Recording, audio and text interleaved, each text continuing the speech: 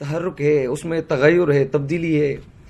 اور تغیر اور تبدیلی کا ایک بانی فلاسفر تھا ہیراکلیٹس قدیم یونان میں، جو اب علاقہ وہ ہے اب ترکی کا حصہ ہے، وہ الگ بات ہے، مگر قدیم یونان میں وہ یونان کا علاقہ تھا. ہیراکلیٹس اس نے کہا تھا کہ آپ ایک دریا میں 2 بار پاؤں نہیں ڈال سکتے، یعنی ایک ہی فلو کے ساتھ چیزیں تبدیل ہوتی رہتی ہیں. جہاں پر چیزوں میں تبدیلی ممکن ہے اور ہوتی رہتی ہیں، وہاں پر انسان کے فکر، خیالات، نظریات اور عقائد میں بھی تغیر اور تبدیلی ہوتی رہتی ہے.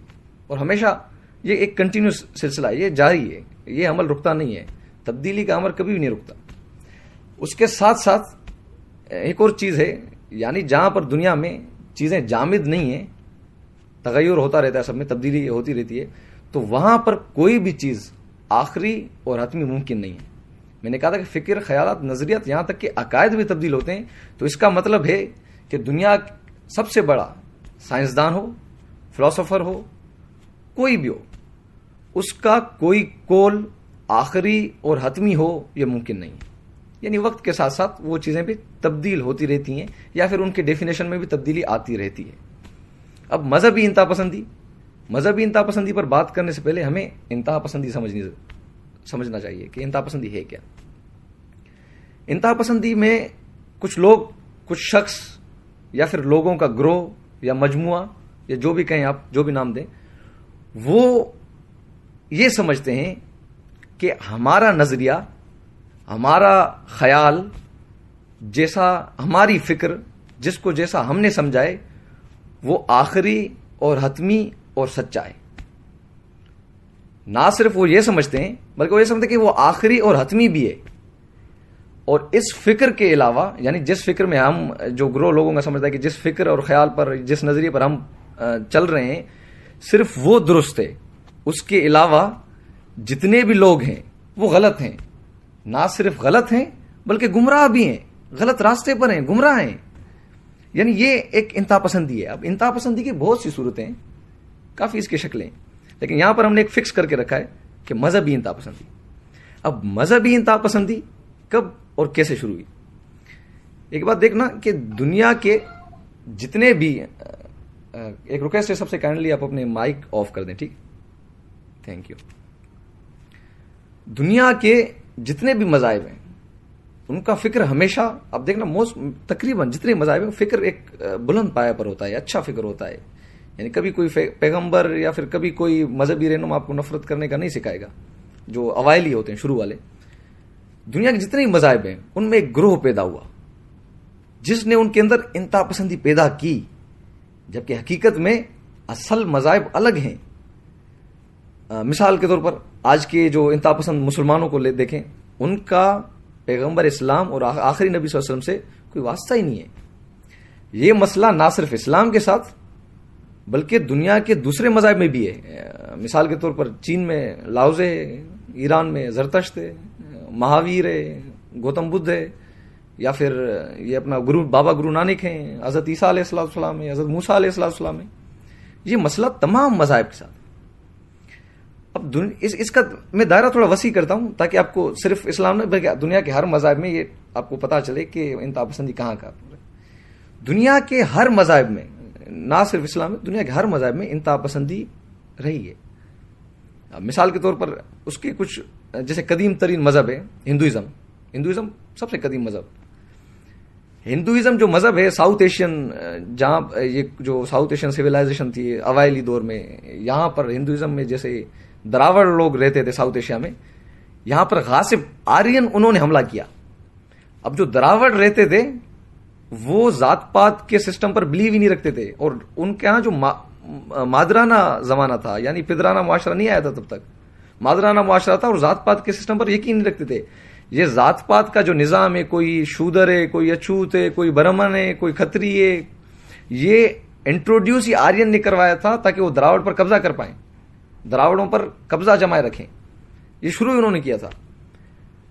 اب بعد میں یہ چیز ہندوازم میں آ گئی اور اب تک چلی آ رہی ہے.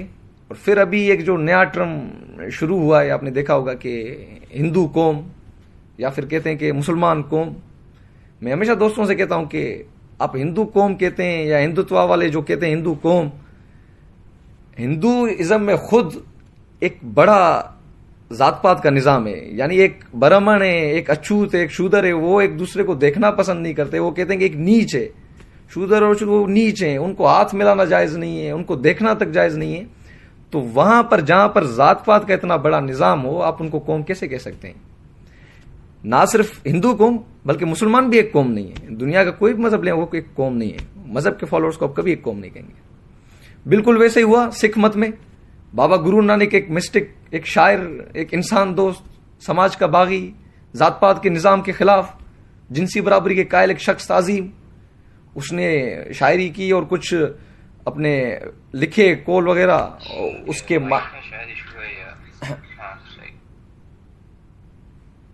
ہاں اب صحیح ہے. ہیلو، ایم آئی آڈیبل؟ ہاں ٹھیک ہے، ہماری آواز جی. میں حکمت کی بات کر رہا تھا کہ بابا گرو نانک ایک مسٹک، شاعر، انسان دوست، سماج کا باغی، ذات پات کے نظام کے خلاف، جنسی برابری کا قائل ایک شخص تھا. اس نے کچھ شاعری کی، کچھ اپنے چیزیں لکھی، پھر بعد میں ان چیزوں پر عمل کرنے والے نے ان کو مذہب بنا دیا. یہ چیزیں ہیں. اور اس کے بعد جو یہودیت پر آپ آؤ گے، اب حضرت موسیٰ علیہ السلام انہوں نے پاور کو چیلنج کیا تھا. موسیس چیلنج دا پاور. رامسیس 2 تھا فرعون، اس کے اگینسٹ کھڑا ہو گیا، غریبوں کے حق میں، انصاف کے حق میں. مگر اب جو آپ دیکھیں اب کیا کہ وہ کہتے ہیں کہ یہودی ایک مذہبی نرگسیت پھیلا ہوا ہے اور کہتے ہیں کہ we are the chosen people of the God. اس سے بڑا مذاق آپ نے کبھی سنا ہے؟ کہ جو 8 بلین دوسرے لوگ ہیں وہ ایسے ہی ہیں، صرف وہ جسٹ کچھ لوگ ہیں، گروہ ہیں، وہ کہتے ہیں we are the chosen people of the God. آپ اگر چاہ کر بھی اگر ان کیس آپ اس چیز سے امپریس ہوتے ہیں، یہودیت کے جو میسج ہیں ان کی چیزوں سے امپریس ہوتے ہیں، آپ کہتے ہیں کہ میں یہودی بننا چاہتا ہوں، کہتے ہیں نہیں ہم فکسڈ ہیں. یعنی ایک مذہبی نرگسیت ہے نا. اب اس کے بعد آپ عیسائیت پر آئیں. حضرت عیسیٰ علیہ السلام خود نزرت میں پیدا ہوئے. اب تاریخ میں ابھی جو ریسنٹلی آپ دیکھیں کہ اس کے آثار نہیں ہیں، یہ شعر آپ کو نہیں ملے گا. یہی وجہ ہے کہ ان کی زندگی کا اتنا حوالہ نہیں ملتا حضرت عیسیٰ علیہ السلام کا. جیسے نبی صلی اللہ علیہ وسلم ہے، ان کے ہر چیز موجود ہے. ان کے کچھ جانے کے کچھ عرصے بعد یہ ابن اسحاق پھر ابن شام نے لکھا تھا ان پر سیرت ایک پورا، جو اب تک آپ کو ایک ایک چیز سنت کے ذریعے آپ کو ملے گا کہ بھئی یہ چیز بھی، یہ چیز ہیں، یہ چیز نبی صلی اللہ علیہ وسلم نے کیا تھا. ایون کے کپڑے پہننے کا، کنگھی کرنے کا طریقہ، سب چیزیں آپ کو موجود ملیں گی.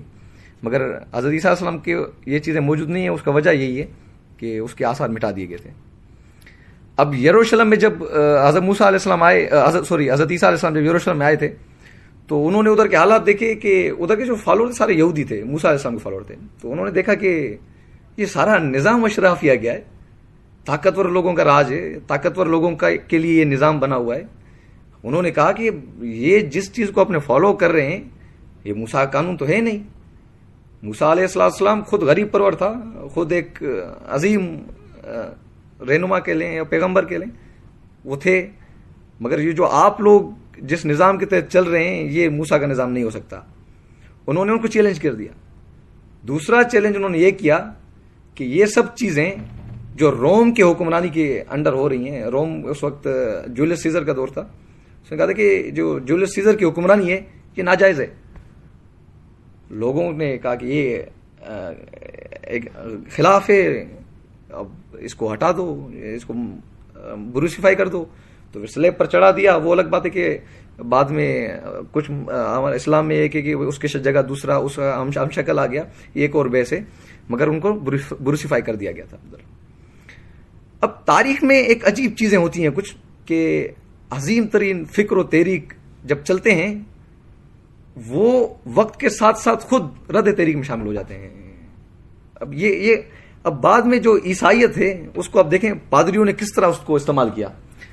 پادریوں نے یہ بلیف بنایا کہ انسان پیدائشی گناہ گار ہے، بورن سنر.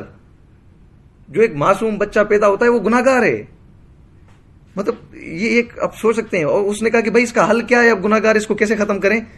جس کا حل انہوں نے یہ بتایا کہ انسان سے آزادی چھین لو، یہ آزاد ہوگا تو گناہ نہیں کرے گا.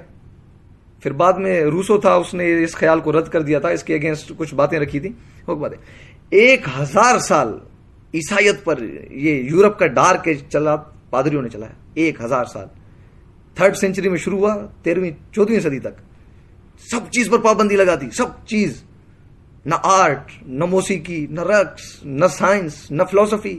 فلاسفر کو تو دیکھ کے ان کا ایک ٹرم تھا کہ بھائی ان کو زندہ جلا دو. 1000 تک انہوں نے یہ کیا. اب اس کے ساتھ لارڈ بیرن نے اس نے صرف ایک بات کہی تھی. وہ بندے نے صرف سمپل ایک بات کہی تھی کہ چرچ کو ریاست سے الگ کر لو. اوپر سے انہوں نے کیا کہ بھائی یہ لارڈ بیرن جہاں بھی آپ کو ملے اس کو زندہ جلا دو. وہ بیچارہ ملک بدر ہو گیا, بھاگ گیا جان. ڈانٹے تھا کامیڈین, اس نے صرف ایک ٹچ دیا تھا کہ پادری کس طرح استعمال کرتا ہے کامیڈی میں, اس کو زندہ جلا دیا. برونو تھا ایک جو میری طرح سے باتیں کرتا تھا, عمل سے کچھ بھی نہیں تھا, جسٹ میں اس طرح باتیں کرتا تھا. وہ ان باتوں کے بیس پر اس کو لے کے پکڑ کے بیچارے کو زندہ جلا دیا. ایک اور چیز میں شاید آپ سن کے ہنسیں, انہوں نے کہا تھا پادریوں نے کہ بیمار کو جو آپ علاج کرتے ہو نا, بیمار کو علاج مت کرواؤ, یہ خدا کی نافرمانی میں, کیونکہ اس پر عذاب خدا نے نازل کیا ہے. یہ ایک انہوں نے ایک تنگ نظری پھیلائی ہوئی تھی, ایک انتہا پسندی پھیلائی ہوئی تھی یہ پادریوں نے. مطلب اب کوئی بندہ سوچ بھی نہیں سکتا, یہ یہاں تک آیا تھا. اب وہ دیکھیں, اس کے علاوہ اپنا مہاویر فطرت پسند شخص, جین دھرم جس کے پیچھے پورا جین دھرم ہے, مہاویر فطرت پسند شخص تھا. وہ اتنا فطرت پسند تھا کہ وہ کہتا تھا کہ زمین پر بھی آہستہ چلو, اس کے نیچے مخلوق رہتی ہے, درخت کو مت توڑو, پتوں کو مت توڑو, ان کو بھی درد ہوتا ہوگا. اتنا فطرت پسند شخص. مگر اس کے جین دھرم میں وہ پھر آپ دیکھو کہ یہ اب کچھ پیریڈس میں ان کے ساتھ کیا ہوا, وہ بھی متشدد بن گئے. اس کے بھی ریزنز ہیں مگر بن گئے. جہاں پر ایک ان کا جو مہاویر تھا اتنا فطرت پسند اور وہ متشدد بن گئے. سیم چیز بدھزم میں دیکھو, وہ مہاویر اور گوتم بدھ جو سدھارتھ ہیں وہ ہم اثر ہیں قریب قریب. گوتم بدھ نے کیا کیا کہ وہ ایک فطرت پسند انسان دوست بادشاہ کا بیٹا تھا, عام کوئی نہیں تھا, بادشاہ کا بیٹا. اس نے ذات پات کے نظام کو رد کر دیا. مگر پھر جو ابھی کے بدھسٹ ہیں آپ دیکھو, وہ تو کیونکہ اس ٹائم جو ذات پات کے نظام کے خلاف تھا گوتم بدھ, اسی چیز کو آج کے بدھزم والے پکڑ لیا ہے. آج کے بدھزم والے جس چیز کے اگینسٹ گوتم بدھ تھا اس چیز کو آج کے جو ہیں بدھسٹ ہیں انہوں نے پکڑ لیا. اور ویتنام میں جو دیکھا کہ کیسے ایک متشدد ریچ پر پہنچ گئے تھے. یہ گوتم بدھ کے پیروکار, مینس یہ وہ ہیں جو اہنسا کے پیروکار ہیں. یعنی کہ یہ چیزیں وہاں پر بھی فیکٹ کرتی ہیں. اور ایک اور چیز وہ زرتشت کا, اب ایران میں زرتشت جس کو ایرانی پیغمبر سمجھتے ہیں, وہ وحدت الوجودی تھا, شاعر تھا, سماجی رہنما تھا.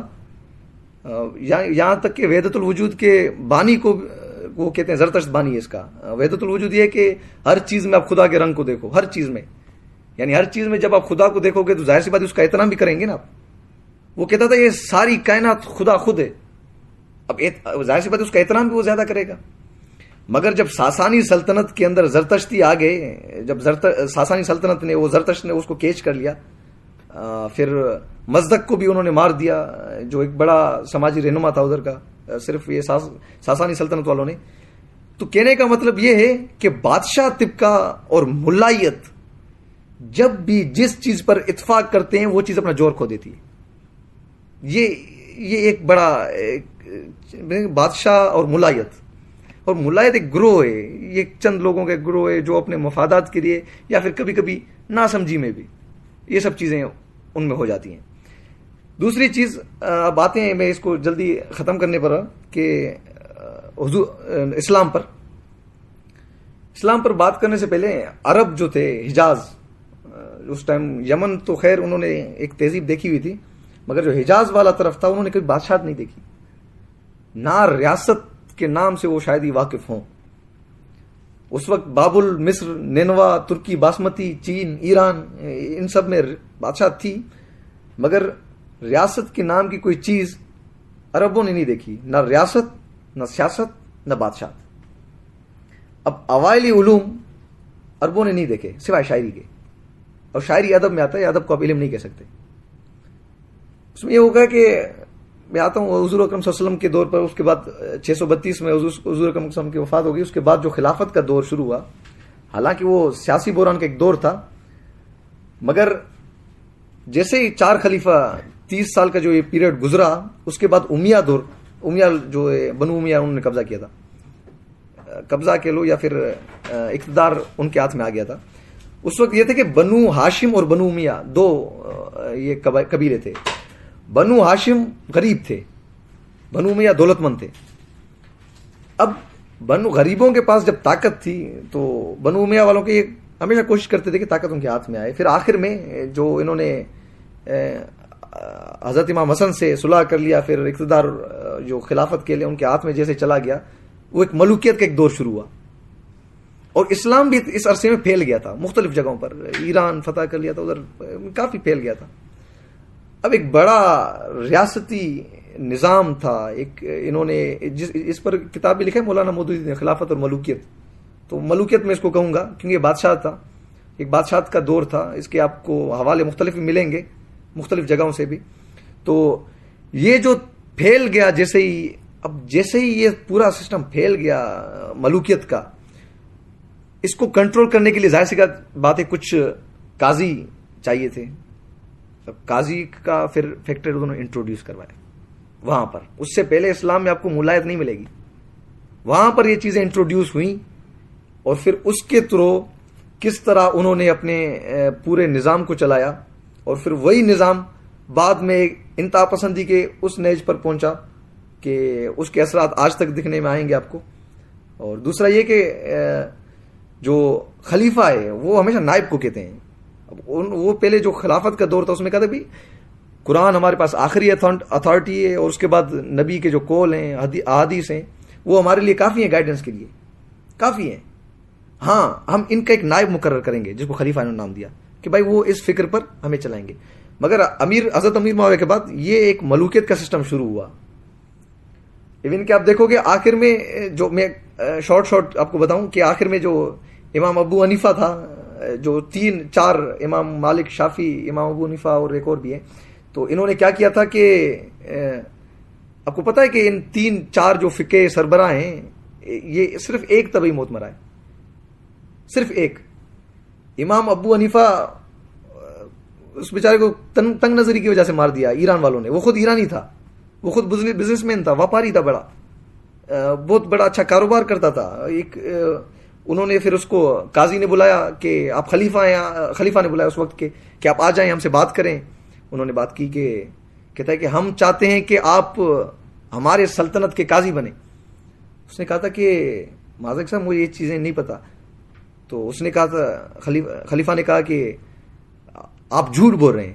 تو اس نے کہا پھر تو میں اہل ہی نہیں ہوں اس چیز کے. جب آپ کہہ رہے ہیں کہ میں جھوٹ بولتا ہوں تو میں اہل ہی نہیں ہوں. پکڑ کے زندان میں ڈال دیا.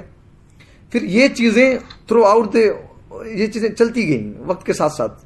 ایون کہ پھر آخر میں اس کے اثرات آپ کو موجودہ پاکستان میں 15-14 سال بعد 13 سال بعد موجودہ پاکستان میں، موجودہ مصر میں، اور انڈونیشیا بھی اب اس انتہا پسندی کے قریب قریب آ رہا ہے.